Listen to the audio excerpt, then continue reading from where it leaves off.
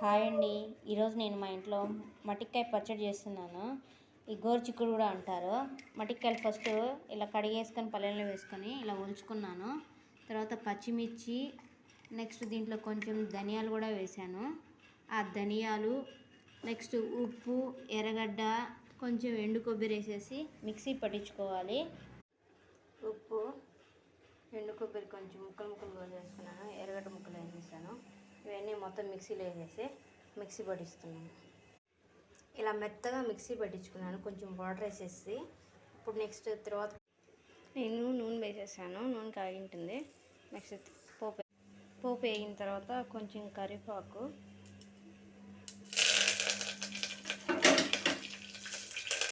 ఒక విజిల్ పెట్టేయాలి. పచ్చడి రెడీ అయిపోతుంది. మటిక్కాయ పచ్చడి నెయ్యి వేసుకొని వేడి అన్నంలో తింటే చాలా టేస్టీగా ఉంటుంది. మీరు కూడా ట్రై చేయండి. ఎంతమంది